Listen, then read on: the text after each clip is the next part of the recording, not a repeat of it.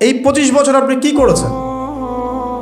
Really what have you done? কি করেছেন আপনি এই 25 বছরে? সত্যি সত্যি কি 25 পারা কোরআন পড়েছিলেন কিনা? 25 বার কোরআন দেখেছেন কি চোখ দিয়ে? 25 বার নামাজের জন্য মসজিদে গিয়েছেন কি? Just ask yourself. মানে এই কথাগুলো আপনি আপনাকে আজকে রাত্রে জিজ্ঞাসা করবেন।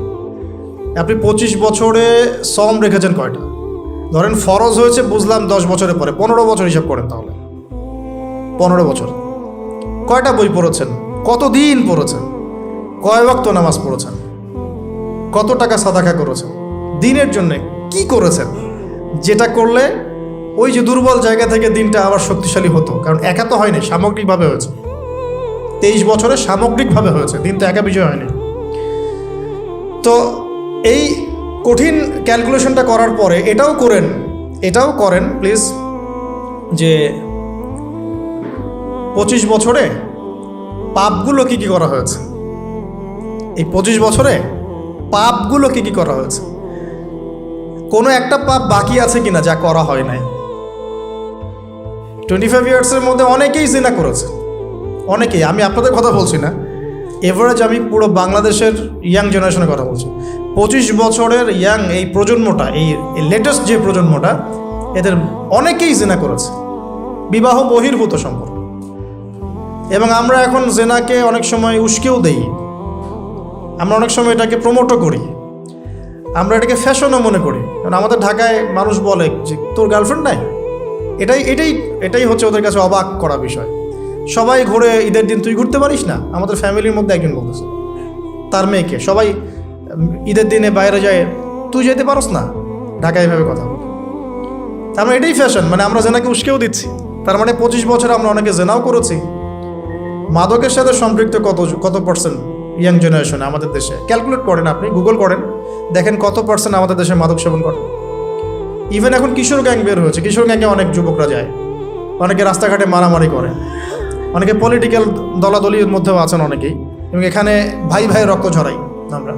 উভয় মুসলিম, কিন্তু উভয় মুসলিম, জুমার দিন একসাথে নামাজ পড়ে। তাহলে এটা কোন দর্শন যেটা আমার ভাইকে শত্রু বানিয়ে দিল, আর পশ্চিমারা গাছের আড়ালে বসে বসে হাসছে? কারণ এই দর্শনগুলো তো ওরাই দিয়েছে। তো 25 বছরে পাপগুলো একটু ক্যালকুলেট করি। প্রিয় দিনী বোন, একটু হিসাব করবেন যে 25 বছর আপনি কতদিন পর্দা করেছেন, কত 25,000 মানুষ আপনার চেহারা দেখেছে কিনা? এই 25 বছরে কত হাজার মানুষ আপনার চেহারা দেখেছে? আর ছেলেরা আপনাকে দেখলে কখনো চেহারা সুরত দেখেন? বেগানা নারীর দিকে একটা ছেলে যখন তাকায় এবং সেক্সুয়াল ডিজায়ার নিয়ে তাকায়, তখন সে চোখ দিয়ে তাকে রেপ করে। ভেরি সরি টু সে যে আপনি প্রচুর চোখ দিয়ে রেপড হয়েছেন প্রিয় দিনী বোন। অনেকেই আপনাকে চোখ দিয়ে রেপ করেছে, আপনি বুঝতেই পারেন নাই। তো এই 25 ইয়ার্স আমরা অনেক কিছুই করেছি, অনেক কিছুই করি নাই।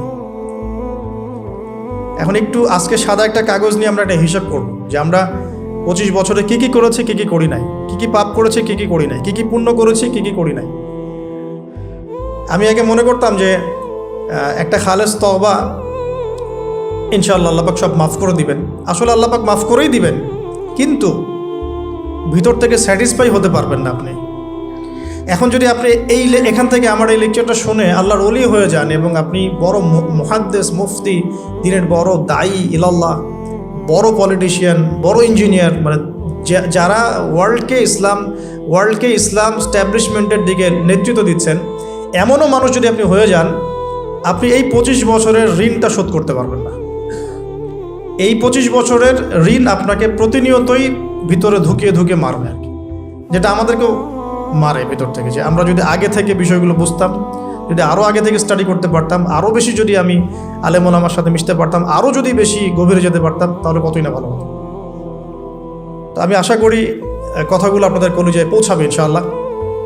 এখন লাইফের এটা সবচেয়ে ভাইটাল পার্ট। এই সম্পর্কে আমি জাস্ট 2টা হাদিস বলে আস্তে আস্তে কনক্লুশনের দিকে যাচ্ছি। নবী সাল্লাল্লাহু আলাইহি ওয়াসাল্লাম বলছেন যে 7 শ্রেণীর মানুষকে আল্লাহ পাক কিয়ামতের দিনে আরশের ছায়া দিবেন। কত শ্রেণী ভাই? তার মধ্যে সেকেন্ড শ্রেণীটা হচ্ছে সেই যুবক নাশাআ ফি ইবাদাতিল্লাহি তাআলা, যে আল্লাহ পাকের ইবাদতে তার যৌবনকালটা কাটিয়ে দিয়েছে। এখনো বাকি আছে আপনার সামনে যৌবনকাল। কতটুকু? হয়তো 15 to 40, তার মানে এখনও 40 বা 50 বছর পর্যন্ত আপনার যৌবন টিকে থাকবে ইনশাল্লাহ, যদিও বা এই যুগে থাকে না আর কি। আমরা তো ফ্যান্টাসিতে ভুগি অনেক সময় 4টা বিয়ে, বাস্তবতা হচ্ছে এই যুগে একটাই ডিফিকাল্ট, একজনকে সন্তুষ্ট করে কি ডিফিকাল্ট। এখন সেই যুগ না, তো আমরা তো হর্স রাইড করি না, আমরা তো এক্সারসাইজ করি না, আমরা তো এখন অনেকে খেলিও না, আমরা ফাস্ট ফুড খাই, আমরা হাইজেনিক খাবার খাই না, আমরা আগেকার মানুষদের মতো অনেক কিছুই করি না, এনভায়রনমেন্ট নষ্ট হয়ে গেছে, পলিউশন আছে, সব মিলে এখন আমাদের যৌবন যে 50 বছর পর্যন্ত থাকবে এটা নিশ্চয়তা দেওয়া যাচ্ছে না, যদি আমরা বেঁচেও থাকি। আর কত যুবক যুবতী ভাই বোন যে যৌবনকালেই চলে যায় তার তো ঠিক নাই। এই যে ঈদের দিন প্রেমিকাকে নিয়ে বাইক চালাচ্ছে একদম ঝড়ো গতিতে, ট্রাকের নিচে পড়ে শেষ। প্রিয় দিনী ভাইয়েরা, আমরা আলোচনা করছিলাম যৌবন সম্পর্কে। এই বিষয়ে আমি 2টো হাদিস বলার নিয়াত করেছিলাম। তো প্রথমটা শুনিয়েছি মোটামুটি, সেটা হলো নবী সাল্লাল্লাহু আলাইহি ওয়াসাল্লাম বলেছেন যে কিয়ামতের মাঠে আল্লাহ রাব্বুল আলামিন যে 7 শ্রেণীর মানুষকে তার আরশের ছায়ায় ছায়া দিবেন, তার মধ্যে 3য় শ্রেণী হচ্ছে সেই যুবক যে তার যৌবনকালটাকে আল্লাহর পথে উৎসর্গ করেছে বা কাটিয়ে দিয়েছে। আরেকটা হাদিস যেটা বলতে চাচ্ছিলাম সেটা হলো কিয়ামতের মাঠে 5টা প্রশ্ন হবে, স্পেশাল 5টা প্রশ্ন, যে 5টা প্রশ্নের উত্তর না দেওয়া পর্যন্ত কাউকে ছাড়া হবে না। তার মধ্যে প্রথম প্রশ্নটাই হচ্ছে তোমার জীবন কোন কাজে কাটিয়েছো, এবং দ্বিতীয় প্রশ্ন হচ্ছে তোমার যৌবন কোন কাজে কাটিয়েছো।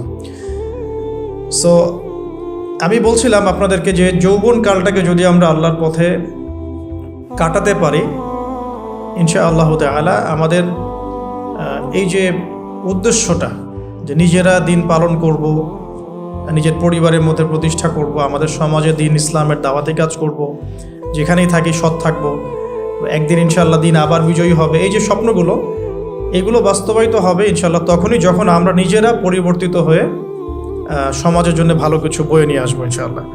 তো আমি জাস্ট কয়েকটা পয়েন্ট আপনাদের সাথে একটু শেয়ার করে শেষ করে দিব যে এখন থেকে কিভাবে আপনারা বা আমরা আমাদের যৌবনটাকে আল্লাহর পথে কাটাতে পারি। প্রথম যে পয়েন্টটা আমি লিখে নিয়ে এসেছি সেটা হলো, আমি একটু বলেওছিলাম যে আমাদের নিজস্ব খসড়া একটা আমলনামা তৈরি করতে হবে আর কি। আজকে আমরা সেটা করতে পারি বাসায় গিয়ে, যে আমরা যদি আমাদের গড় আয়ু হয় 60 বছর, তাহলে আমরা এখন কতটুকু সময় পেতে পারি, আর এই সময়টুকুর মধ্যে আমাদের টার্গেট কি, আমরা আসলে কী চাচ্ছি, কী অ্যাচিভ করতে চাই, যা চলে গেছে এই সময়টুকুর মধ্যে আমরা কিভাবে আল্লাহর রহমত পাবো, ক্ষমা পাবো কিভাবে। যা চলে গেছে এর মধ্যে অনেক নামাজ কাজা থাকতে পারে, রোজা কাজা থাকতে পারে। অনেক সময় এমন হতে পারে যে আমরা অন্যের হকও নষ্ট করেছি। প্রথম যে কাজটা করা উচিত সেটা হলো খালেস তওবা। 1 নাম্বার তাহলে আমরা বলতে পারি, যদি আমরা এখন সংকটগুলো চিহ্নিত করে সমাধানের পথে হাঁটতে চাই, তাহলে আমাদের যৌবনটা আল্লাহর পথে উৎসর্গ করা ছাড়া কোনো অপশন নাই। উৎসর্গ বলতে আমি বোঝাচ্ছি কাটিয়ে দেয়া, আল্লাহর ইবাদত করে কাটিয়ে দেওয়ার কোনো বিকল্প নাই। তার জন্য প্রথমত আমাদের নিজেদের জীবনের কৃতকর্মগুলোর হিসাব নিকাশ মেলাতে হবে, 1 নাম্বার। আর 2 নাম্বার হচ্ছে বিশুদ্ধ তওবা করে আল্লাহর পথে ফিরে আসতে হবে। বিশুদ্ধ তওবা কিভাবে করব এটা আমরা অনেকে বুঝি না। অনেকে মনে করি যে মুখ দিয়ে জাস্ট আস্তাগফিরুল্লাহ বললেই হয়তো তওবা হয়ে যায়। বিষয়টা এমন নয়। বিশুদ্ধ তওবা হচ্ছে আপনি আল্লাহর দিকে পরিপূর্ণ অভিমুখী হবেন, রুজু করবেন, এর নাম হলো বিশুদ্ধ তওবা। যে পাপগুলো করেছি এগুলোর জন্য ক্ষমা চাওয়া, এই পাপগুলো কোনোদিন করব না এরকম প্রত্যয় ব্যক্ত করা, আর যদি অন্যের সাথে সম্পৃক্ত কোনো হক থেকে থাকে সেটা ফেরত দেওয়া। তো আমরা আজকে গিয়ে সুন্দর করে ওযু করে 2 রাকাত নামাজ পড়তে পারি। 2 রাকাত নামাজ পড়ে আমরা আল্লাহকে বলতে পারি যে আস্তাগফিরুল্লাহাল্লাযী লা ইলাহা ইল্লা হুয়াল হাইয়ুল কাইয়্যুম ওয়া আতুবু ইলাইহি।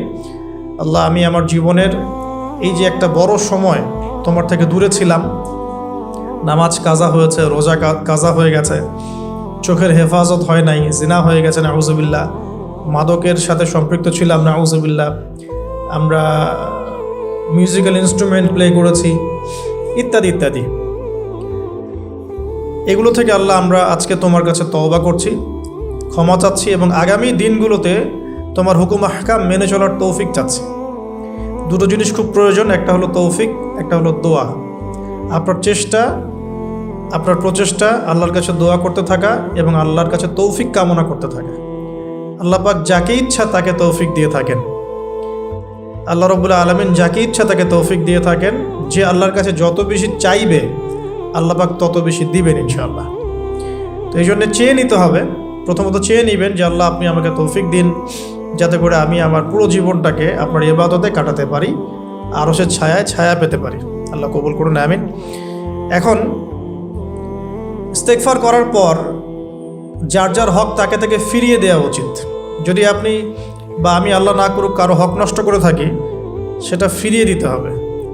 এই হক নষ্ট ফিরিয়ে দেওয়ার মানে এটা নয় যে গার্লফ্রেন্ডকে কথা দিয়েছিলেন বিয়ে করবেন, সেখান থেকে ফিরে আসা যাবে না, ব্যাপারটা কিন্তু এমন নয় আর কি। এরকমও প্রশ্ন আমাদের কাছে অনেকে করেছেন যে আমি তো আমার গার্লফ্রেন্ডকে কথা দিয়েছিলাম যে আমি তোমাকে ছাড়া আর কাউকে বিয়ে করব না, তো এখন কি আমি ফিরে আসলে, তওবা করে ফিরে আসলে কি এর জন্য আল্লাহ আমাকে ধরবেন কি? মনে রাখবেন, শয়তান হচ্ছে এই পৃথিবীর সবচাইতে ইন্টেলেকচুয়াল প্রাণী। সিরিয়াসলি, ও যে এত বেশি স্মার্ট যেটা আমাদের চিন্তার বাইরে। যখন শয়তান সরাসরি মানুষকে পথভ্রষ্ট করতে ব্যর্থ হয় তখন কিছু নেক সুরত ধারণ করে। দিনী ভাই দিনী বোন, এটা নেক সুরত, ঠিক আছে। তারপরে দাড়ি টুপিওয়ালা মানুষের মধ্যে এটা ঢুকিয়ে দেওয়া যে আমি তো অনেক আবেদ মানুষ, পরহেজগার, ওরা তো ককরোচ। দেখবেন বেশি না, 1 মাস যদি কেউ নামাজ পড়ে, 1 মাসে 10টা বই পড়াশোনা করে, ইসলাম সম্পর্কে একটু ঘাটাঘাটি করা শুরু করে, অন্যদের সাথে কথা বলার ক্ষেত্রে তার যে বডি ল্যাঙ্গুয়েজ, এটা খেয়াল করবেন। শয়তান কিন্তু অনেক স্মার্ট, এভাবে শয়তান অনেকভাবে মানুষকে প্রতারিত করতে পারে। সো শয়তানের নেক্সট শুরুতে ধোকায় পা দিবেন না। আল্লাহ পাক আমাদের সবাইকে হেফাজত করুন, আমিন। খুব ভালো একটা কাজ করছি মনে করেন, একটা বড় প্রজেক্ট করছি সারা বাংলাদেশ ব্যাপী, একটু মনের মধ্যে ঢুকিয়ে দিল যে মানুষ তো দেখুক, মানুষ ভালো বলুক, যথেষ্ট আমল ধ্বংস হওয়ার জন্য। এতটুকু যথেষ্ট আমল ধ্বংস হয়ে যাওয়ার জন্য। আল্লাহ মাফ করুক আমাদেরকে। তো প্রথমে প্রিয় ভাই, তওবা করে ফিরে আসা, যার যার হক তাকে তাকে ফেরত দিয়ে দেওয়া। এরপরের সবচাইতে ইম্পর্ট্যান্ট জায়গাটাই হচ্ছে ইলম অর্জন করা। যেখানে আছেন সেখানেই থাকবেন, মানে যে প্রতিষ্ঠানে যে সাবজেক্টে পড়ছেন, এখন আপনাদের প্রায় জীবনের 20টা বছর চলে গেছে। এখন সবার পক্ষে আবার ইউটার্ন করে 0 থেকে স্টার্ট করা পসিবল না, এবং এটা বুদ্ধিমানের কাজও হবে না। ওই সেকশনে যারা আছেন তাদের সংখ্যা কিন্তু প্রচুর, যারা দিনী লাইনে পড়াশোনা করছেন, ঠিক আছে। আল্লাহ চাইলে তাদের মধ্য থেকেই ইনশাআল্লাহ এমন অনেক বড় বড় মুফতি, মুহাদ্দিস, ইমাম তৈরি হবেন যারা ধর্মীয় অঙ্গনে নেতৃত্ব দিবেন ইনশাআল্লাহ। আর যদি দেখা যায় তারা তাদের দায়িত্ব পালন না করেন, তখন আল্লাহ পাক জেনারেল থেকে মানুষ উঠায় নিয়ে আসবেন। এটা আল্লাহ পাকের কৌশল, আল্লাহ পাক করতে পারেন। এখন আপনি কি করবেন? যেহেতু আপনারা 20-25 বছর পার করে আসছেন, যে সাবজেক্টে পড়ছেন কন্টিনিউ করতে থাকবেন। যদি এনভায়রনমেন্ট থাকে ফ্রি মিক্সিংয়ের, এখানে আপনি আপনার চোখকে হেফাজত করার চেষ্টা করবেন সর্বোচ্চ। এ ব্যাপারে আমি একটা বই সাজেস্ট করি, এই বইটা পড়লে ইনশাআল্লাহ আপনার অন্তরের মধ্যে এই বিষয়গুলো কমে আসবে ইনশাআল্লাহ। সেটা হলো তাজকিয়া, ও আরেক নামে এসেছে, সেটা হলো তাসাউফ ও আত্মশুদ্ধি। তাসাউফ ও আত্মশুদ্ধি পুরো ওয়ার্ল্ডের ওয়ান অফ দ্য মোস্ট, বলবো যে অনারেবল একজন আলেমে দিন, টপ 10-এর মধ্যে একজন, আল্লামা তাকি উসমানী দামাত বারাকাতুহু, তার লেখা বই তাসাউফ ও আত্মশুদ্ধি। বাংলাদেশে যে মাকতাবাতুল আশরাফ তারা প্রকাশ করেছে। এই বইটা যদি পড়েন, আপনার মনের মধ্যে নফসের যে খারাপ রিপুগুলো, এগুলো আস্তে আস্তে কমতে থাকবে ইনশাআল্লাহ। এবং এই বইটা আমি বলি যে বারবার পড়া উচিত। হ্যাঁ, তো আল্লাহ তৌফিক দান করুন। এখন পুরোপুরি ট্র্যাক চেঞ্জ করতে যাবেন না, আপনি আপনার ট্র্যাকেই থাকবেন। এখন এই ট্র্যাকে থেকে আপনি কিভাবে ইসলামিক বেসিক জ্ঞান অর্জন করবেন, কিভাবে পসিবল? কঠিন, অসম্ভব কিছু না, কঠিন। আমি অভিজ্ঞতা থেকে বলি আমার মতো করে। ফার্স্ট অফ অল, একজন বিজ্ঞ কারি সাহেব, হাফেজে কোরআন বা কারি, প্রাথমিক স্টেজ বলছি, বিজ্ঞ একজন কারি সাহেব বা হাফেজে কোরআন, যার সাথে আপনার ভালো সম্পর্ক বা যাকে আপনি চিনেন, রিনাউন্ড বা যিনি খুব কোঅপারেটিভ, আপনাকে সময় দেন, টাইম দেন, এরকম কারো কাছে গিয়ে আপনি কোরআন তেলাওয়াত করা শিখবেন আগে। ফার্স্ট অফ অল এটা কাজ, কোরআন তেলাওয়াতটা আগে শিখবেন। আমি তো যে দুঃখ করে বলি, কষ্ট করে বলি যে আমাদের এই দিনী অঙ্গনে এমন অনেক মানুষ আছে যারা ইভেন কোরআন রিসাইট পর্যন্ত করতে না পেরেও অনেক বড় বড় জায়গায় অভিনয় করেন, দিনিয়াতের অভিনয় করে যান, নিজের সাথে অভিনয় করে যান। অনেক সময় উদ্ধতাবশত বড় বড় আলেমদেরকে বাহাসের জন্য চ্যালেঞ্জ করে থাকেন, অথচ কোরআন তেলাওয়াত শুদ্ধ না। কোরআন তেলাওয়াত শুদ্ধ না মানে নামাজই হচ্ছে না। কোরআন তেলাওয়াত শুদ্ধ না মানে কি? নামাজ হচ্ছে না। কবুল করার মালিক তো আল্লাহ, শর্ত তো এটা। কবুল করার মালিক তো আল্লাহ। আল্লাহ পাক চাইলে কেউ এক ওয়াক্ত নামাজ না পড়লেও তওবা করে ফিরে আসছে মৌতের আগে, হয়তো আমরা জানি না, আল্লাহ মাফ করে দিয়েছেন, হতে পারে না? এটা তো শর্ত। কোরআন তেলাওয়াত তাজবিরের সাথে শিখতে হবে। তো এখানে যদি একজন আলেম থাকেন, একজন কারি থাকেন, হাফেজ থাকেন, তার কাছে আপনারা ব্যাচ করে পড়লেন, অথবা সে যদি কোনো ইনস্টিটিউট খোলে সেখানে আপনারা একটু সময় দিলেন, বা যারা পড়তে জানেন আবার মস্ক করে নিলেন। ফজরের পর 1 ঘন্টা, সপ্তাহে 3 দিন, 3 মাস এনাফ। ফজরের পর 1 ঘন্টা, সপ্তাহে 3 দিন, আপনার 2 থেকে 3 মাস যথেষ্ট। কোরআন তেলাওয়াত আপনি শিখে ফেলবেন ইনশাআল্লাহ। এটা প্রথম কাজ। এটা না করে পরের কাজগুলো আসলে পসিবল না। এগুলো সব জাতামাতা কাজ হয়ে থাকবে, এগুলো মানে পূর্ণতা পাবে না। প্রথম কাজটাই কোরআন তেলাওয়াত শেখা। এরপরে আপনার অনেকে তাবলিগ জামাতে সময় দেন, সময় দিবেন। অনেকে দেখা যায় যে বাসায় দিনই বই পুস্তক পড়েন, এগুলো পড়বেন, ঠিক আছে।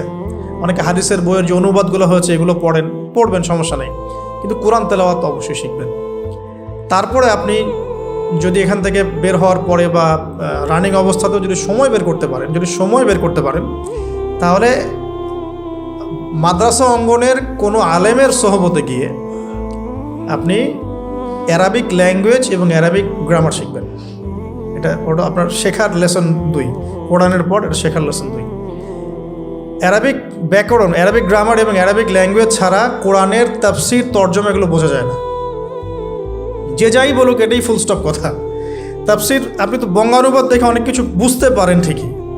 আল্লাহ পাক বলেছেন সুদ খেও না, জেনার ধার কাছে যেও না, এগুলো কমন মেসেজ, সেগুলো সবাই নিতে পারে। একজন অমুসলিম ভাইও ওইটা যদি বাংলা পড়তে পারে, সেও বুঝতে পারবে কি বলতে যাচ্ছেন আল্লাহ পাক। অ্যারাবিক ল্যাঙ্গুয়েজ, অ্যারাবিক গ্রামারের ভিতরে না ঢুকলে আপনি কোরআনের ভাষাটাকে ধরতে পারবেন না। আল্লাহ পাকের যে মানে ঐশী গ্রন্থের বালাগাত, এটা আপনি বুঝতে পারবেন না। তো এই জন্যে এটা তো সিম্পল এক্সাম্পল। আমরা যদি এখানকার ল্যাঙ্গুয়েজ কি বইগুলোর, ইংরেজি না বাংলা? ইংলিশ। মাশাআল্লাহ, ইংলিশ ল্যাঙ্গুয়েজ যদি না জানতাম, আমি কি এখানে পরীক্ষা অ্যাটেন্ড করতে পারতাম? আমি তো ওই টপিকটাই বুঝবো না, কোন টপিক আলোচনা হচ্ছে, স্যার কী পড়াচ্ছেন। আমার তো ইংরেজি গ্রামারের এবং ইংরেজি ল্যাঙ্গুয়েজটিক আমার কোনো দক্ষতা নাই। তাহলে আমি কীভাবে ওই চ্যাপ্টার 1, চ্যাপ্টার 2, চ্যাপ্টার 3, এই টপিক ওই টপিক কেমন করে বুঝতে পারি? সিমিলার এখানে কোরআনের ক্ষেত্রে যদি আপনি ল্যাঙ্গুয়েজগুলো না জানেন এবং গ্রামারটা না বোঝেন, তাহলে কোন সূরার ভিতরে কি গভীর মর্ম, এগুলো আপনি ধরতে পারবেন। ভাষা একটা অর্থ বুঝতে পারবেন। ভাষা অর্থ পরীক্ষায় পাশ করাতে পারে, কিন্তু A+, গোল্ডেন A+ আনতে পারে না। আশা করি আপনি বুঝতে পারছেন যে আমি কী বলতে যাচ্ছি। তো এটার জন্যে এখন এক্সাম্পল বুঝে নেন। এই যে এখানে ইংরেজি ল্যাঙ্গুয়েজ পড়ছেন, ওই ল্যাঙ্গুয়েজের উপরে বেস করে আপনি বইগুলো শেষ করছেন, এটা কি ওস্তাদ ছাড়া করছেন না ওস্তাদ সহ করছেন? টিচার লাগে না? সেম জিনিস। কোরআনের ভাষা শিখতে হলেও, গ্রামার শিখতে হলেও এরকম কিছু ওলামায়ে কেরাম আপনাকে খুঁজে বের করতে হবে।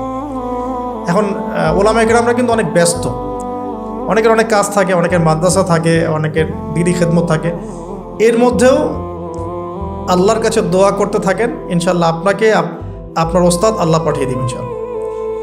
আল্লাহ পাক কাউকে ওস্তাদ ছাড়া রাখবেন না। ওস্তাদের কাছে আপনার বিহেভিয়ার কেমন হবে, এখন আপনি টিচারের সাথে যেমন বিহেভিয়ার রাখেন সেরকম। তিনি সবক দিবেন, আপনি সেটা বাসায় কভার করবেন, নতুন পড়া নেবেন, আবার পড়া দিবেন।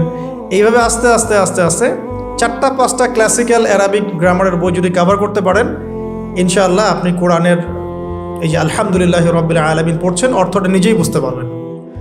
হ্যাঁ, যালিকাল কিতাব লা রাইবা ফি হুদাল লিল মুত্তাকিন পড়ছেন, আপনি নিজেই বুঝতে পারবেন যে আল্লাহ পাক কী বলছেন।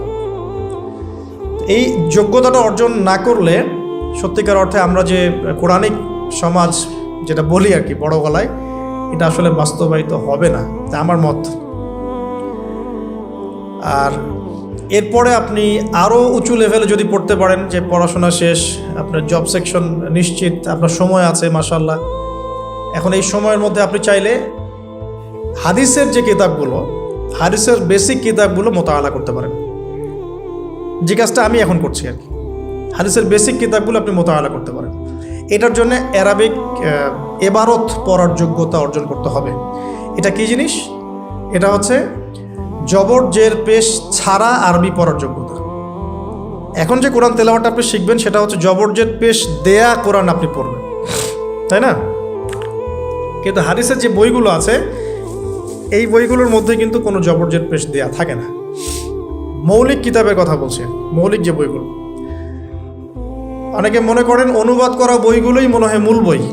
এগুলো হচ্ছে ওই বইগুলোর অনুবাদ, আংশিক অনুবাদ, পুরোপুরি অনুবাদ নয়। মূল বইগুলো পড়তে হলে এবারত পড়ার যোগ্যতা অর্জন করতে হবে। এটা level 3, Arabic grammar, Arabic language শেখার পর এই লেভেলে মানুষ যায়। তাহলে একটু ধাপগুলো চিন্তা করতে থাকেন, কোন ধাপে গিয়ে কোন বইগুলো পড়তে হয়। আর অনেক সময় আমরা কি উদ্ধত আচরণটাই না করি হুজুরদের সাথে, আলেমদের সাথে, স্কলারদের সাথে, বিকজ আমাদের সামনে একটা চমৎকার প্ল্যাটফর্ম আছে ফেসবুক, তাই না? এখানে তো মানে রাত দিন, দিন আর রাত একে, রাতকে দিন বানানো যায়, দিনকে রাত বানানো যায়। হ্যাঁ, এখানে ওই যে আলোর প্রতিসরণের মতো হয় আর কি, সাইজ এতটুকু, বিম্ব হবে এত। তো আল্লাহ মাফ করুক আমাদেরকে। এখন হাদিসের মোতালা যদি করতে না পারেন, ওই পর্যায়ে যেতে না পারেন, তাহলে কি? তাহলে ওই হাদিসের মধ্যে যে কিতাবগুলো বাজারে অনুবাদ হয়েছে ওগুলো পড়তে হবে। যেমন অনুবাদ হয়েছে ফয়জুল কালাম, ফয়জুল কালাম একটা হাদিসের কিতাব, মাদ্রাসায় পড়ানো হয়। এর মধ্যে চমৎকার অনেকগুলো হাদিস আছে, প্রায় সম্ভবত 1000-এর বেশি হবে। এরপরে মোতালা করতে পারেন আপনি মিশকাতুল মাসাবিহ, এই বইটাও অনুবাদ হয়ে গেছে, এটাও ভালো কিতাব মাশাআল্লাহ। এরপরে আছে রিয়াদুস সালেহিন, এটাও একটা চমৎকার কিতাব। বুলুগুল মারাম মিন আদিল্লাতিল আহকাম, এটা একটা কিতাব আছে, এটাও মোতালা করতে পারেন হাদিসে। এরপরে আছে আপনার এখন যেটা বলছি, ইসলামিক ফাউন্ডেশন হয়েছে অনেক আগেই। এছাড়া বাংলা বাজার ঢাকায় যে ইসলামিক লাইব্রেরিগুলো, প্রকাশনা সংস্থাগুলো আছে, তারা মোটামুটি আবু দাউদ, তিরমিজি, নাসাই, ইবনে মাজা, কোনো প্রকাশনী বুখারী মুসলিমের কিছু ভার্সনও অনুবাদ করেছে। তবে এই উঁচু লেভেলের হাদিসের কিতাবগুলো শুরুতেই হাত দেওয়া যাবে না, এটা একটা মাথায় রাখবেন। শুরুতেই এই বড় বড় কিতাবগুলো হাত দেওয়া যাবে না। প্রথমে মানে আমরা তো আগে এসএসসি ইন্টার পাস করে এখানে আসছি না, নাকি আগে ডাইরেক্ট এখানে ভর্তি হয়েছে? একই বিষয়। ওরকম ফয়জুল কালামের মতো বইগুলো আগে পড়তো, ফয়জুল কালাম, আলফিয়াতুল হাদিস, রিয়াদুস সালেহিন, মিশকাত, এগুলো আগে পড়বেন। তারপরে গিয়ে যদি যোগ্যতা হয় ওই বইগুলো হাত দিবেন। তবে অনেক সময় দেখা যাবে একটা হাদিস বুঝতে পারছেন না, কোরআনের আয়াত বুঝতে পারছেন না, ওই অবস্থাতেই ওই হাদিস এবং ওই কোরআনের আয়াতকে রেখে দিবেন। এটাকে নিয়ে কোনো রকমের কনক্লুশনে চলে যাবেন না, আর ওইটাকে নিয়ে প্রচার করতে যাবেন না। বরং এগুলোকে একত্রিত করে সপ্তাহে একদিন আবার আলেমের কাছে চলে গেলেন, ওস্তাদ এগুলো বুঝি নাই, লাস্ট উইকে আমি এগুলো পড়েছি, এটা বুঝি নাই, তিনি বুঝিয়ে দিবেন ইনশাআল্লাহ। এগুলো পড়াশোনা। এর পাশাপাশি আমি বলছি বিষয়ভিত্তিক ইতিহাসের বই চলে আসছে, ইসলামের ইতিহাসের বই চলে আসছে। তারপরে সিরাতের অনেক বই বাজারে চলে আসছে, প্রায় 40-45টা বই পাওয়া যায় সিরাতের এখন বাংলাদেশে। তারপরে ফিকহের অনেক বই অনুবাদ হয়ে গেছে। এছাড়া আকিদার অনেক বই পাওয়া যায়। সবচেয়ে ভালো হয় যে আকিদা তাহাভিয়া বইটা পড়তে পারেন, এই বইটা পড়লে অনেক চমৎকার হবে। এর পাশাপাশি বরেণ্য ওলামায়ে কেরামদের বই পড়বেন। মানে বরেণ্য ওলামায়ে কেরাম কারা? যারা পুরো ইসলামিক বিশ্বে স্বীকৃত, যারা কোনো সাম্প্রদায়িকতা বিলং করেন না, যে আমি এই সম্প্রদায়ের মানুষ, আমি ওই সম্প্রদায়কে মুসলিম মনে করি না, এরকম না। যারা বরেণ্য, রিনাউন্ড ওলামায়ে কেরাম সারা বলেন। এই যে বললাম আল্লামা তাকি উসমানী হাফিজাহুল্লাহ একজন বরেণ্য আলেম, তার যে কোনো কিতাব চোখ বন্ধ করে পড়তে পারেন, কোনো সমস্যা নেই। বাংলাদেশে আব্দুল মালেক সাহেব হাফিজাহুল্লাহ মারকাজুদ দাওয়ার পরিচালক, একজন বরেণ্য আলেম। আশরাফ আলী থানভী রাহিমাহুল্লাহ একজন বরেণ্য আলেম। হানাফি কওমের ফিকহে এরকম অনেক বরেণ্য ওলামা একরাম আছেন। তারপরে আরবের মধ্যে এমন অনেক বরেণ্য আলেম আছেন, শাইখ উসাইমিন, শাইখ বিন বাজ, সালেহ আল ফাউজান, এরকম অনেক বড় বড় আলেম আছে যারা রিনাউন্ড ওলামা একরাম। তাদের কিতাবগুলো আপনি পড়তে পারেন, কিন্তু যাদের মানে লেখা এবং গবেষণাগুলো ছাত্র পর্যায়ের, এগুলোকে আপনি প্রামাণ্য বই বানাবেন না। তো প্রামাণ্য বই পড়বেন আর আলেমের সাথে সম্পর্ক রাখবেন। দুটো যখন একসাথে থাকবে তখন আপনি কিছু আটকে গেলেও তার সাথে পরামর্শ করে একটা কনক্লুশন খুঁজে পাবেন। এগুলো জাস্ট বই সংক্রান্ত কথা বললাম। এখন এগুলো হচ্ছে সবচেয়ে বড় বিষয়টা হচ্ছে, এগুলোর চাইতে বেশি বড় বিষয় হচ্ছে যে কোনো একজন, অন্তত পক্ষে একজন, আপনি চাইলে 10 জনের সাথেও রাখতে পারেন, কিন্তু অন্তত পক্ষে একজন মুহাক্কিক আলিমের সাথে আপনি সম্পর্ক রাখবেন পরামর্শের জন্য। অন্তত পক্ষে একজন মুহাক্কিক আলেমের সাথে, মানে হকপন্থী মুহাক্কিক আলেমের সাথে আপনি সম্পর্ক রেখে চলবেন। এটা অনলাইনের যুগ, এটা তো কিন্তু সহজ। আর এই সম্পর্ক শুধু অনলাইন কেন্দ্রিক হবে এমনটাও বলছি না। তার সাথে সাক্ষাৎ করবেন, তার কাছে নসিহত নেবেন, তার কাছে গিয়ে কিছু পড়বেন, তাকে দেখবেন তিনি কিভাবে আমল করেন, ব্যক্তি জীবনে তিনি কেমন, তিনি আপনাকে কী নসিহত করেন, তার সাথে মিশবেন। সোহবত মানে কি? মানে আমরা কি শুধু টিচারদের মানে পড়াশোনাগুলোই ফলো করি না, টিচারকে দেখিও বটে। আমরা বস্তুবাদী এডুকেশনের ক্ষেত্রে হয়তো অত কেয়ার করি না। টিচার যেটা পড়াচ্ছেন ওটা জাস্ট টুকে নেই, পরীক্ষা পাস করলেই হইল। আমরা টেন্ডেন্সি এমন, কিন্তু ইসলামিক এডুকেশনটা কিন্তু এমন নয়। সাহাবায়ে কেরাম রাদিয়াল্লাহু আনহুম আজমাইন তারা এই আমাদের মতো কাগজের বই পুস্তক পড়ে ইসলাম শেখেন নাই। কীভাবে শিখেছেন? তাহলে সরাসরি নবীকে দেখে শিখেছেন। নামাজ পড়তে গিয়েছেন, দেখেছেন নবী কেমন করে নামাজ পড়েন, দেখছেন নবী কেমন করে হাঁটেন, দেখছেন নবী কেমন করে কাপড় পরেন, দেখছেন নবী কেমন করে আতর ইউজ করেন, কেমন করে তিনি হাসেন, কেমন করে মানুষের সাথে মেশেন, কথা বলার সময় কেমন করে মানুষের দিকে তাকান। খুঁটে খুঁটে একটা একটা করে নিয়ে হাদিসের এক একটা অধ্যায় রচিত হয়েছে। নবী কেমন করে তাকান, নবী কেমন করে মেসওয়াক করেন, নবী কেমন করে হাসেন, এগুলো আপনি অধ্যায় পাবেন। ইভেন আপনি অধ্যায় পাবেন নবী কেমন করে চুল আঁচড়ান। তাহলে আপনি দেখেন সাহাবীরা কিভাবে খুঁতে খুঁতে নবীকে দেখেছেন। বলা হয় আব্দুল্লাহ বিন মাসউদ রাদিয়াল্লাহু আনহু সম্পর্কে, তিনি নবীকে এত বেশি কপি করতেন হাঁটা চলা কথাবার্তায় যে নবী সাল্লাল্লাহু আলাইহি ওয়াসাল্লামের পরের যুগের অনেক মানুষ এসে দ্বিধাদ্বন্দ্বে পড়ে যাইতো যে রাসূল সাল্লাল্লাহু আলাইহি ওয়াসাল্লামকে দেখছি নাকি। এমনভাবে কপি করতেন, এমনভাবে। সো এখানে আমি সোহবতের বিষয়টা বোঝাতে যাচ্ছি যে কোনো অন্তত পক্ষে একজন মুহাক্কিক আলেমের সাথে সম্পর্ক রাখবেন। অন্তত একজন, আপনি চাইলে 10 জন 20 জন 50 জনের সাথে রাখতে পারেন। অন্তত পক্ষে একজন যাকে দেখে আপনি শিখবেন, আপনার স্টাডিগুলোকে, আপনি যেটা সমস্যা ফেস করছেন সেগুলোকে তার সামনে পেশ করতে পারেন। এটা আমি খুঁজে দিব না আপনাদেরকে, নাম বলেও দিব না, আমি কার কার সাথে সম্পর্ক রেখে চলি এটা আমি বলবো না, এটা আপনাকে খুঁজে বের করতে হবে। তবে এখানে আমি একটা কথা বলে দিব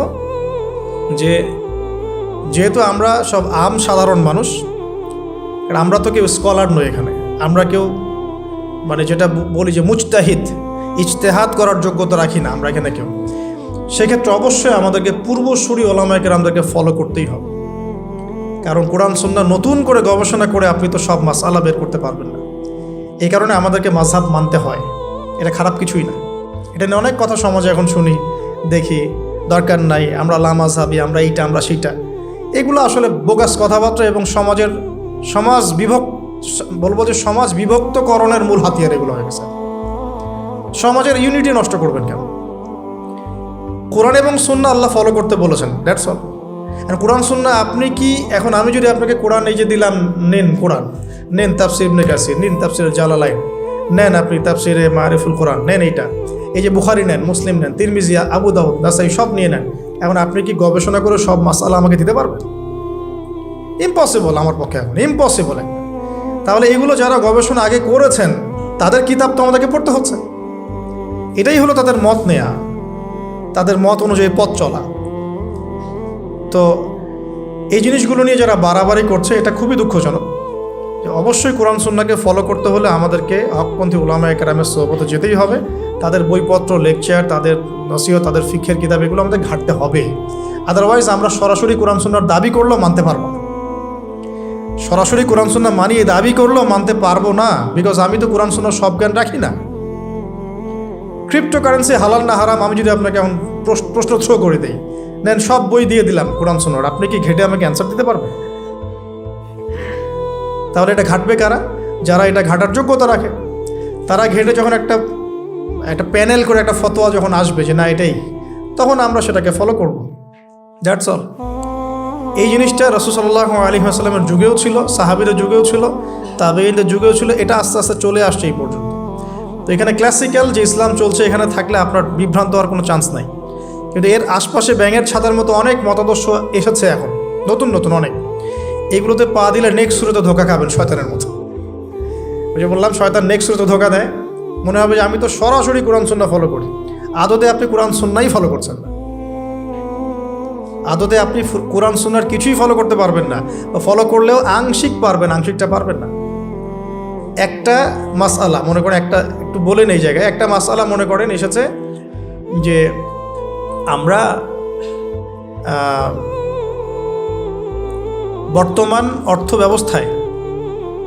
অর্থ ব্যবস্থায় আমরা কিভাবে আমাদের ব্যাংকিং সিস্টেমটা সাজাবো, ধরেন একটা মাসআলা এসেছে। এখন এই বিষয়ে যদি আমরা ইকোনমিক্সের উপর দক্ষ ওলামায়ে কেরামদের শরণাপন্ন না হই, আমরা কি অ্যান্সার নিতে পারবো? আমি কি পারবো উত্তর দিতে? আপনি কি পারবেন?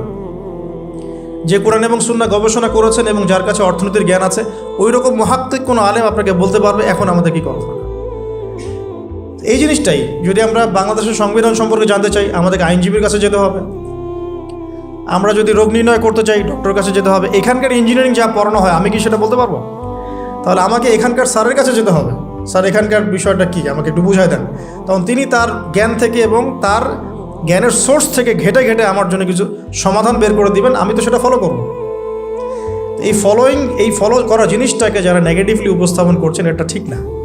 এটা একটা উদ্ধত আচরণ হচ্ছে, অহংকার হচ্ছে। এই ফিতনাগুলো থেকেও বেঁচে থাকতে হবে। এই জন্য আমি বললাম অন্তত একজন মুহাক্কিক আলেমকে ধরে বসে থাকবেন। এটা আমি কিন্তু পীর মুরিদি বোঝাচ্ছি না, ঠিক আছে? আমি বোঝাচ্ছি যে আপনি মানুষের সোহবতে থাকবেন, পরামর্শ ভিত্তিক, যে কোনো একজন হকপন্থী আলেম। এখন এরপর কি? এরপরে আপনি পড়াশোনা চালিয়ে গেলেন, আলেম আপনার কাছে পরিচিত আছেন, আপনি টাচে আছেন, পড়াশোনা করছেন, কোরআন হাদিস মোতালা করছেন, মাশাআল্লাহ দ্বীনের জ্ঞান অর্জন করছেন। এখন আপনি আপনার সাধ্যমতো দাওয়াতি কাজ করবেন। যতটুকু দাওয়া আপনার দেওয়ার যোগ্যতা আপনি অর্জন করেছেন বা পারছেন, অতটুকু ছোট ছোট করে 5 মিনিট 10 মিনিট, একটা হাদিস 2টা হাদিস, এভাবে মানুষের মধ্যে ইসলামটাকে প্রচার করতে থাকেন ইনশাআল্লাহ। তবে যে বিষয়গুলো নিয়ে সমাজে ইখতিলাফ, দ্বন্দ্ব দেখা যায়, এগুলো নিয়ে আপনি কথা বলতে চান, এগুলোর কোনো সমাধান নাই। মানে এগুলো কখনো শেষ হবে এমনটা মনে হচ্ছে না। ইলা ইয়াউমিল কিয়ামাহ, কিয়ামত পর্যন্ত এগুলো শেষ হবে এমনটা বোঝা যাচ্ছে না। তো এই জন্য আমরা এখানে আগুন আর উস্কে দেওয়ার দরকার নাই। আপনি আপনার কাছে যেটা ভালো লাগে ওই মানহাজ, ওই মাযহাবটা ফলো করতে থাকেন ইনশাআল্লাহ। সাহাবীদের যুগ থেকে এরকম ইখতিলাফ কিন্তু ছিল, তাই বলে কেউ কাউকে তারা এরকম তুই কাফের হয়ে গেছিস এরকম কখনো কথা কেউ বলে নাই, যেটা আমাদের পান থেকে চুন খসলে মানুষ বলে দেয়। এরকম জায়গায় যায় না, এটা তাজকিয়া নষ্ট হয়ে যাবে, আপনার মনের তাজকিয়া নষ্ট হয়ে যাবে। এখন এই জায়গায় যাওয়ার পরে আমরা এরপরে আপনি বা আমি আমাদের কর্মক্ষেত্রটা সাজাবো। কিন্তু আমাদের এখন মাশাআল্লাহ পড়াশোনা হচ্ছে, আলেমদের সাথে আমরা সম্পর্ক রাখছি, শেষ করছি, একটু ধৈর্য ধরেন। কর্মক্ষেত্রটা আমরা সাজাবো। এখন আপনারা বের হয়ে যাবেন, জবে চলে যাবেন, মাশাআল্লাহ। এখানে কি, এখানে এমন একটা বিষয় খুঁজে নেওয়ার চেষ্টা করেন যে আপনার যাতে দুনিয়ার আর্নিংসটাও চলে আসে এবং পরকালেরও কাজ হয়। এক্সাম্পল দিচ্ছি আমি একটা, ধরেন যে আমার 4-5টা মাদ্রাসা আছে, কথার কথা মনে করেন আমি বিভিন্ন মাদ্রাসায় পড়াই।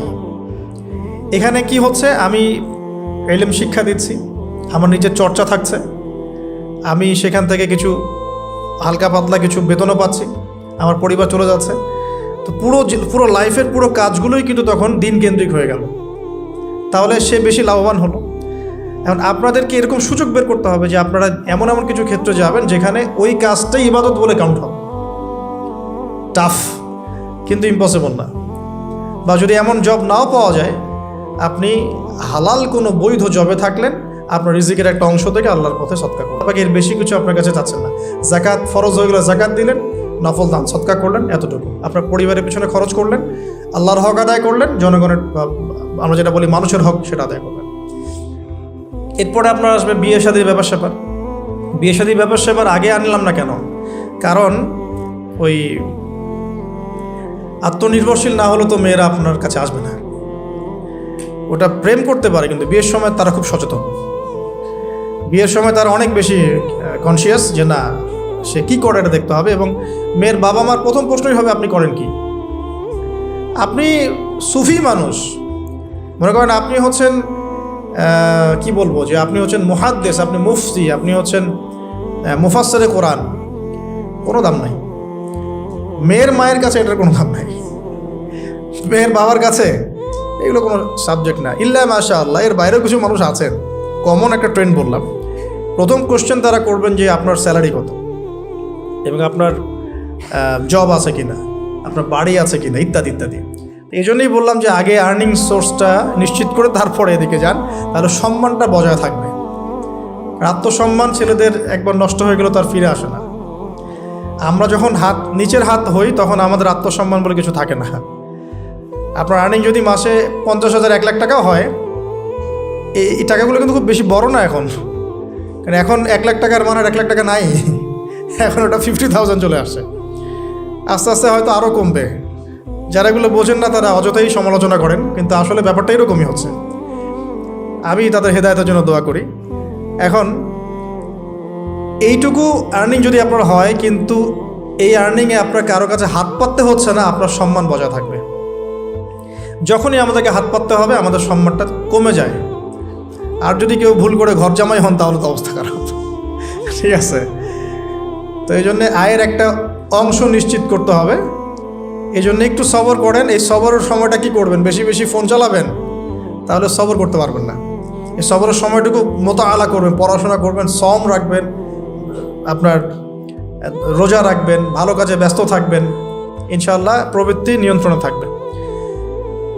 আর যদি আপনার বিকল্প অপশন থাকে, কৃষি অপশন থাকে, কৃষিকাজের সুযোগ আছে, ব্যবসার সুযোগ আছে, বা আপনার পৈতৃক সম্পত্তি আছে, সেক্ষেত্রে আপনি আগে বিয়ে করে রাখতে পারেন, সমস্যা। এটা ডিফার করে মানুষের মধ্যে। আল্লাহ পাক আমাদের সবাইকে হালাল রিজিকের ব্যবস্থা করুন, দোয়া করি। রিজিকের এই অংশটুকুর মধ্যে একটা অংশ আল্লাহর জন্য রাখবেন। রিজিকের অংশের একটা অংশ আল্লাহর জন্যে, আর বাকি একটা অংশ পরিবারের জন্যে, একটা অংশ নিজের জন্যে, একটা অংশ বই কেনার জন্যে।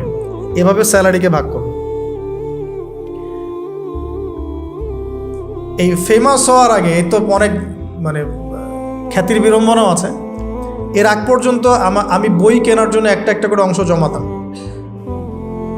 অনেক সময় এমন হয়েছে যে একটা জায়গায় যেতে হবে, ভাড়াটাকে সেভ করেছি বই কেনার জন্য, হেঁটে হেঁটে গিয়েছি।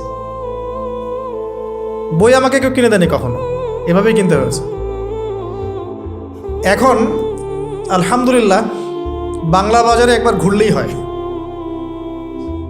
মিনিমাম 40-50 হাজার টাকার বই হাদিয়ে পাওয়া যায়। লাস্ট টাইম আমি হাদিয়ে পেয়েছি 350টা বই। এই যেবার আসলাম এই কয়দিন আগে, 350টা বই। বইয়ের প্রতি মহব্বত থাকলে আল্লাহ আপনাকে অনেক বই দিবেন। আমি যে বললাম না, হকপন্থী ওলামায়ে কেরামের সোহবতে থাকেন। আমি একজন আলেমকে দেখেছি সারাদিনই বই পড়ে, খালি বই পড়ে আর বই পড়ে। আর একটু পরপর খালি বলে লা ইলাহা ইল্লাল্লাহ, একটু পরপর খালি বলে লা ইলাহা ইল্লাল্লাহ। কথা বলেন মনে হচ্ছে যে মানে মুক্তা ঝরছে, এত গভীর কথা বলেন যেটা বুঝতে হলে অনেক জ্ঞানের প্রয়োজন হয়। যেই আসছেন তাকে সময় দিচ্ছেন, হাসছেন, হাসি মুখে কথা বলছেন। গায়ের জামা গেট আপ দেখে মনে হচ্ছে মসজিদে ঝাড়ু দেয় খাদেম আছে না, মনে হচ্ছে খাদেম। কেউ বিশ্বাসই করতে পারবে না যে ইনি হচ্ছেন বাংলাদেশের 1 নাম্বার মুহাদ্দিস। চেহারা দেখে বিশ্বাসই করতে পারবেন না আপনি। এরকমও মানুষ বাংলাদেশের মাটিতে আছেন। বইয়ের প্রতি মহব্বত রাখেন, আল্লাহ পাক আপনাকে দেখবেন অনেক বই জ্ঞান দিবেন ইনশাআল্লাহ। অনেক মানুষ গায়ের জামা বিক্রি করে বই কিনতো সলফে সালেহিনের মধ্যে, এগুলোর দলিল আছে কিন্তু। তো বইয়ের জন্য একটা অংশ, আপনার আল্লাহর জন্য একটা অংশ, পরিবারের জন্য একটা অংশ। এই বিষয়গুলো শেষ করার পর দাওয়াতি কাজ বেগবান হবে এবং আলেম ওলামা সোহবতের সাথে ইউনাইটেড থাকবেন। ইউনাইটেড এটা কেমন? এই যে একটা আপনার অ্যাসোসিয়েশন করেছেন, আমি খুব অ্যাপ্রিসিয়েট করি এগুলো কাজ, কারণ এগুলো করতে হলে অনেক জজবা লাগে, ত্যাগ লাগে, শ্রম লাগে, এবং এগুলো সমাজ পরিবর্তনের জন্য কাজ করে। এই সময়গুলো এখানে অপচয় না করে দিনই পড়াশোনায় দেন, আল্লাহ পাক তৌফিক দান করে। এরকম নন পলিটিক্যাল, নন প্রফিটেবল কিছু অ্যাসোসিয়েশনের মধ্য দিয়ে আপনারা ইউনাইটেড থাকতে পারেন, বা ইসলামের যেটা রিনাউন্ড প্রতিষ্ঠিত যে প্ল্যাটফর্মগুলো আছে এখানেও থেকেও আপনারা একত্রিত থাকতে পারেন। মানে ইউনাইটেড থাকার একটা চ্যালেঞ্জ। একা একা থাকলে আপনাকে কিন্তু মানে খেয়ে ফেলে দিবে আর কি শয়তান। একে অপরের টাচে থাকা, দিনী ভাইদের টাচে থাকা, দিনী বোনরা একে অপরের সাথে টাচে থাকা, এটা কমিউনিটি বেসড তো করা। আর আমাদের তো আর ইউনাইটেড কমিউনিটি নাই সারা দেশে, যে ইউনাইটেড মুসলিম কমিউনিটি এমন তো নাই। ইনশাআল্লাহ আল্লাহ চায় তো হবে কোনো না কোনো দিন ইনশাআল্লাহ। তো যে কোনো ফাউন্ডেশন বা যে কোনো ইসলামিক অ্যাসোসিয়েশন বা যে কোনো একটা ভালো নন পলিটিক্যাল সমাজ কল্যাণমূলক কোনো সংস্থার সাথে থাকলেও আপনি মোটামুটিভাবে একত্রিত থাকলেন। এভাবে দিনের দাওয়াতের মধ্য দিয়ে, ইলম চর্চার মধ্য দিয়ে, আলেম ওলামার সোহবতের মধ্য দিয়ে, আর বেশি বেশি পড়াশোনার মধ্য দিয়ে, এবং নিজের আমলকে গড়ার মধ্য দিয়ে, হালাল রিজিকের মধ্য দিয়ে, আদর্শ পরিবারের মধ্য দিয়ে পসিবল নবী সাল্লাল্লাহু আলাইহি ওয়াসাল্লাম যে 23 বছরের সমাজ বিপ্লবটা করেছেন সেটার কিঞ্চিত রূপ বাস্তবায়ন করা, কিঞ্চিত রূপ হলেও বাস্তবায়ন করা এখন পসিবল বলে আমি মনে করি। আল্লাহ পাক তৌফিক দান করুন।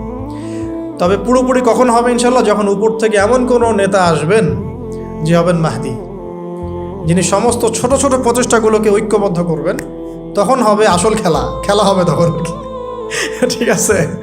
তখন হবে কি আসল খেলা।